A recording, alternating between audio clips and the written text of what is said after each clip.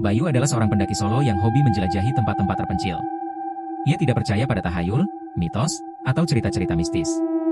Justru karena itulah ia memilih untuk berkemah di hutan larangan, sebuah kawasan yang dikenal masyarakat sekitar sebagai tempat yang tidak boleh diinjak setelah matahari terbenam. Orang-orang desa memperingatkannya. Jangan kemah sendirian di sana, nak. Kalau malam, itu bukan hutan biasa. Bayu hanya tertawa. Yang penting saya sopan dan gak ganggu siapa-siapa, kan? Sore hari, ia sampai di sebuah lahan datar di tengah hutan, tak jauh dari pohon besar yang tumbuh miring. Tempat itu sunyi dan sejuk. Ia mendirikan tenda, menyalakan api kecil, lalu makan malam sambil menikmati heningnya alam. Tapi ketika malam benar-benar turun, semuanya berubah. Suara jangkrik mendadak hilang. Angin berhenti bertiup. Bahkan nyala api terasa lebih kecil. Lalu, ia mendengar suara langkah kaki, berjalan di sekeliling tendanya. Pelan. Berat. Seperti menyeret sesuatu. Bayu membuka resleting tenda dengan cepat dan menyorotkan senter. Tidak ada apa-apa. Namun ketika ia masuk kembali, ia melihat sesuatu yang membuat darahnya berhenti mengalir. Ada bekas tangan penuh lumpur di dalam tenda, tepat di sebelah tempat tidurnya. Ia yakin, pintu tenda selalu tertutup. Tak mungkin ada orang masuk. Bayu mulai panik.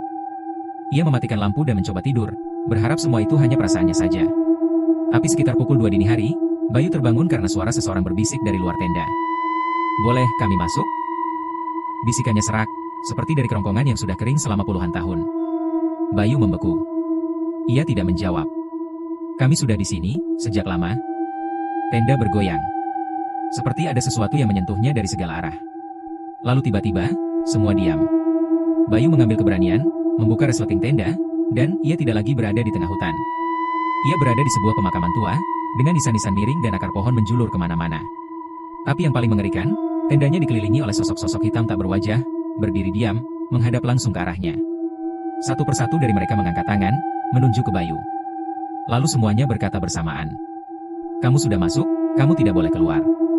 Esok harinya, seorang pendaki lain yang lewat melihat sebuah tenda kosong di tengah hutan. Tidak ada orang, tidak ada barang.